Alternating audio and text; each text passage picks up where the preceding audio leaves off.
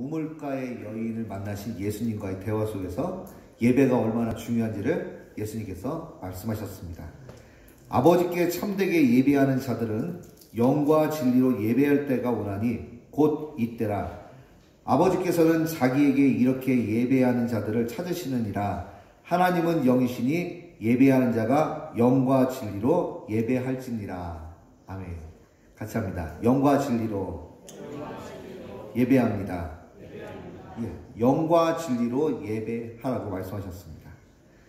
하나님은 지금 이 순간에도 우리에게 참되게 예배하기를 원하시고 또 참되게 예배하는 자들을 찾으십니다. 그런데 하나님만 예배하기를 원하는 것이 아니라 이 하나님께 올려질 예배를 누군가도 받고 싶어 한다는 것이 성경에 나와 있습니다. 그가 바로 누구냐면 하나님을 대적하는 사탄 마귀도 그의 최고의 관심도 예배에 있습니다. 이단 종파 중에 이 사탄을 숭배하는 사탄 숭배자들도 실제로 있습니다. 하나님께 올려드릴 예배를 자신이 받고 싶어 하는 것이 바로 사탄 마귀입니다. 그것이 성경에 잘 나오는데 예수님께서 40일 동안 시험을 받으신 장면에서도 잘 등장합니다. 마태복음 4장 8절부터 9절 마귀가 또 그를 데리고 지극히 높은 산으로 가서 천하 만국과 그 영광을 보여 이르되 만일 내게 엎드려 경배하면 이 모든 것을 내게 주리라. 마귀는 하나님께 올릴 예배와 찬송을 자신이 가로채고 싶어서 끊임없이 노력하고 또 자신을 추종하는 자들을 통해서 예배 받으려고 끊임없이 노력하는 중에 있다는 것을 우리가 기억해야 합니다.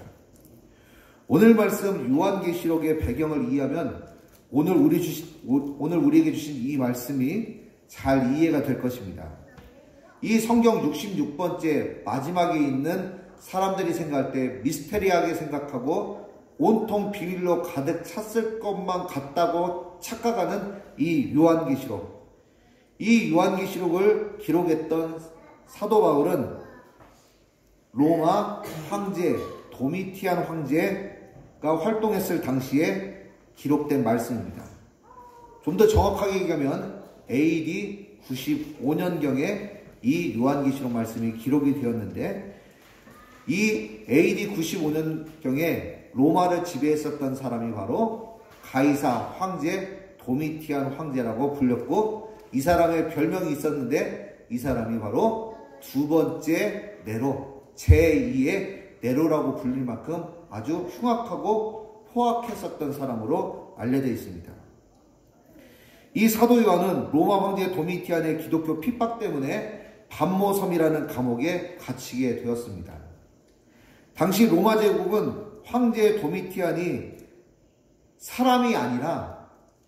자신은 사람이 아니라 하나님으로 호칭을 받았습니다. 그래서 사람들은 도미티안 황제를 뭐라고 불렀느냐? 이렇게 불렀습니다. 우리 주, 우리 하나님.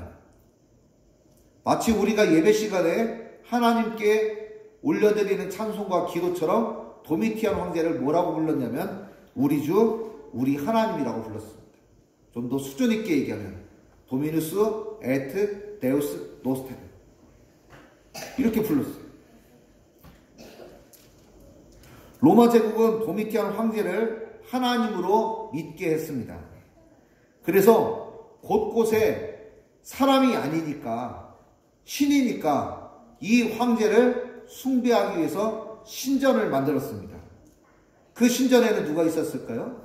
신전 예배를 집례하는 제사장들이 있었고 황제를 하나님으로 칭송하기 위해서는 노래를 부르는 사람이 필요했습니다. 성가대, 찬양대가 필요했습니다. 마치 교회랑 비슷하죠. 그러나 이 황제의 숭배, 황제 신전에서 예배 드리는 것을 거절할 수밖에 없는 특정 종파의 사람들이 있었습니다. 두 개가 있었습니다. 어디와 어디였을까요? 로마 제국의 속국 중에 로마 황제에게 숭배하고 예배 드릴 수 없었던 두 개의 종파가 있었습니다. 이것과 이것이었습니다. 무엇과 무엇이었습니다. 첫 번째는 이스라엘 사람들이 믿었었던 유대교입니다. 유대교는 여호와 하나님께 예배 드리는 사람들이었기 때문에 이 로마 황제를 숭배할 수가 없었습니다. 근데 유대인들은 머리가 좋았던 것 같아요. 황제를 찾아갑니다. 황제를 특별히 면담합니다. 도미티안 황제님, 영광을 받으시고 이렇게 잘 다스려 주셔서 제국이 평안케 해주시니 감사합니다. 오늘 이렇게 찾아뵌 것은 우리가 부탁이 있어서 이렇게 찾아오게 되었습니다. 그러니까 무엇이냐? 그랬더니 우리는 조상 때로부터 하나님은 여호와 하나님을 제외하고는 그 어떤 누구에도 예배를 드리거나 기도를 해본 적이 없습니다. 설령 황제님이 그렇게 말씀하셔도 우리는 그렇게 할 수 없습니다. 그런데 단 한 가지, 황제님께서 우리에게 은혜를 베푸셔서 황제 예배를 드리는 것을 우리에게 면해 주시면 우리가 황제님의 가정과 이 제국의 평화와 안정을 위해서 우리가 날마다 기도하겠습니다. 그 말을 듣자 도미티안 황제는 괜찮다고 생각했습니다. 그래서 협상이 성공리에 되어져서 유대인들은 황제 숭배하는 것을 면제를 받았습니다. 그런데 이 황제에게 예배하고 기도할 수 없었던 또 하나의 종파가 있었습니다. 누구였을까요? 바로 하나님과 예수 그리스도를 믿는 기독교인들이었습니다. 그리고 기독교인들은 이 단순함이 있어요. 이게 뭐 죽든지 양당 간의 결판 보는 거예요. 그러다 보니까 어떤 일을 많이 당했냐? 핍박을 많이 당하게 되고 그로 인해서 많은 사람들이 순교를 당하게 됩니다. 로마를 방문한 한 집단의 이 여행객들이 있었습니다. 이 여행객들이 어디를 갔냐면 콜로세움에 갔습니다. 원형 경기장에. 가보셨죠? 예, 마음으로만 가봤습니다. 예, 원형 경기장이 이렇게 있는데 콜로세움은 잘 아시다시피 거기에서 많은 기독교 순교자들이 그곳에서 신앙을 지키다가 사나운 짐승들에 의해서 죽음을 당하게 된 곳입니다. 그런데 이 관광객들이 그곳에 갔는데 관광객 중 한 사람이 궁금해서 손을 들고 가이드에게 질문했습니다. 가이드 선생님, 이곳에서 자신의 신앙을 굳게 지키다가 죽은 기독교인들이 많다는 것을 듣고 알고 있는데 혹시 이곳에는 기독교인들의 그 당시의 유품들이 남아 있습니까? 라고 질문을 했습니다. 그러자 그 가이드가 한 얘기는 뭐였냐면 당신이 밟고 있는 그 흙을 만져보십시오. 이것이 바로 그들의 유품입니다. 라고 이야기를 했습니다. 그만큼 많은 핍박을 이 도미티안 황제와 로마 제국을 통해서 받게 되었습니다. 그러자 이 그리스도인들 뿐만 아니라 특별히 이 소아시아, 지금의 터키 지역에 있는 7개 교회, 요한계시록에 등장하는 7개 교회를 목회를 하고 있었던 사도 요한 역시도 그도 반모섬이라고 하는 곳으로 이제 신앙 때문에 귀향을 가게 되었습니다. 그때 하나님은 황제 숭배 앞에 거부하고 고통당하는 또 마음이 갈팡질팡해서 믿을까 말까 신앙을 가질까 버릴까 이렇게 왔다 갔다 하는 성도들의 상황들을 아시고 요한에게 환상을 보여주셔서 진정한 예배, 진정한 왕, 역사의 진정한 끝은 어떻게 되는지 환상을 통해서 요한에게 말씀하셨고 요한이 기록한 그것이 바로 요한계시록이 되어 그것이 교회들에게 읽혀져서 성도들의 신앙을 붙들어주는 계기가 되었습니다. 그렇다면 오늘 성경 말씀이 우리에게 주는 신앙적인 교훈이 무엇인지 간략하게 생각해 보겠습니다. 첫 번째, 진정한 예배는 교회의 특권이라는 것을 가르쳐 줍니다. 같이 할까요? 교회의 특권입니다. 자, 오늘 10절 말씀 맨 처음에 이런 분들이 등장합니다. 누구일까요? 10절에 24 장로들이 나옵니다. 요한이 하나님이 계신 천국 환상을 보았는데 그곳에 누가 있었냐면 24명의 장로님들이 계셨습니다. 자, 그러면 그 24명의 장로님들은 누구일까요? 대한민국에 전국에 교회들이 많습니까? 적습니까? 혹시 저 일본에는 교회 있을까요? 없을까요? 예, 거기 장로님 계실까요? 안 계실까요? 자, 미국 다녀오셨죠? 미국에 교회 많습니까? 적습니까? 주일날 아침에 이런 얘기해서 그렇지만 중학생들이 있어서 얘기하지만 미국에도 교회가 개 많아요. 전 세계에 교회가 굉장히 많고 거기에 장로님들, 교회가 존재하면서부터 장로님들이 계셨습니다. 그렇죠? 그러면 24 장로가 되려면 경쟁률이 몇 대 몇이겠습니까? 이게 뭐 삼성 들어가고 현대 들어가고 이거 게임도 안 되는 거예요. 경쟁률이. 24명을 차출하기가 얼마나 어렵습니까? 가뜩이나 베드로도, 요한도, 예수님의 제자 베드로와 요한도 나도 장로다 이렇게 얘기했으면 두 사람 일단 빼면은 10명 남는데 거기에 10명 경쟁률이 얼마나 세겠어요?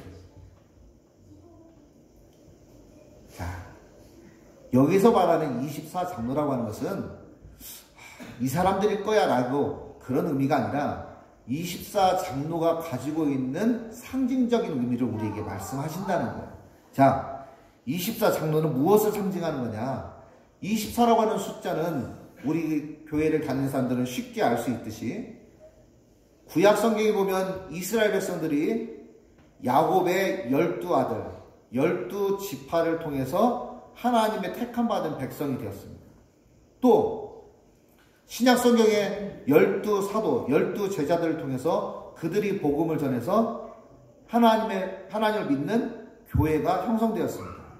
즉 24라고 하는 것은 이 지구상에 존재하는 모든 역사 속에서 하나님을 믿고 예수 그리스도를 따르는 하나님의 백성, 바로 하나님의 자녀, 믿는 신자, 성도들, 즉 교회를 상징하는 것입니다. 그리고 장로는 무엇입니까? 교회에서 말하는, 성경에서 말하는 장로는 교회를 대표하는 대표성으로 이야기를 합니다. 특별히 오늘 성경 말씀에 등장하는 요한계시록의 7 교회를 대표하는 사람들 중에서 자, 이 교회를 대표하는 사람 나오시오 라고 하면 누가 나가냐면 어린아이가 나가는 게 아니라 누가 나갑니까? 그 교회를 담당하는 장로님이 나가는 거예요. 그러니까 장로라고 하는 것은 뭐냐면 교회를 대표하는 거예요. 즉 24 장로다, 요한계시록에서 말하는 24 장로다라고 하는 것은 모든 교회를 총칭하는, 교회를 상징하는 것입니다. 즉 진정한 예배는 누구에게 드리는 거냐, 그리고 천국은 누가 가는 거냐. 천국은 누가 가냐면 하나님의 백성, 하나님의 택함받은 교회의 성도들이 가는 곳이고, 그리고 진정한 예배는 이 땅에서와 저 천상에서 예배를 드릴 수 있는 그 특권은 누가 받았느냐? 하나님의 백성인 교회가 받았다는 것을 오늘 말씀이 교훈하는 겁니다. 두 번째, 진정한 예배는 왕이신 하나님께 드리는 것입니다. 10절에 보면은 의자가 하나 등장합니다. 이 의자를 보좌라고 부릅니다. 계시록 말씀이 기록됐을 당시에 로마 황제 도미티안 황제의 보좌가 가장 큰 보좌고 가장 확실한 보좌고 그 보좌를 통해서 로마 제국이 통치를 받았습니다. 은혜가 나와도 도미티안 황제의 보좌에서 나오게 되었고, 심판과 저주가 나와도 도미티안 황제의 그 보좌에서 칙령과 말로 나오게 되었습니다. 그러면 성경에서 말하는 이 보좌는 무엇을 상징하는 거냐? 같이 합니다. 힘과 능력과 권세를 상징합니다. 그러니까 요한이 환상을 봤습니다. 천국에 있는 하나님이 앉으신 보좌, 그것이 뭐냐? 요한은 하나님을 봤다고 지금 안 해요. 왜? 하나님은 빛 가운데 계셔서 요한이 볼 수가 없었기 때문에 뭐만 봤냐? 보좌만 본 거예요. 근데 그 보좌가 뭘 얘기하는 거냐? 하나님을 상징하는데 하나님의 보좌가 우리에게 주는 교훈은 뭐냐? 힘과 능력과 권세를 준다는 거예요. 그런데 하나님의 힘과 능력과 권세가 저 위에 하늘의 천국에만 머물러 있는 것이 아니라 그 은혜가 흘러서 강물처럼 흘러 넘어서 오늘 여러분과 제 안에, 우리 교회 안에, 우리의 삶 가운데 흘러 넘치고 있다는 겁니다. 그러면 하나님께서 왜 요한을 통해서 이 보좌를 보여주셨느냐? 그거는 바로 이겁니다.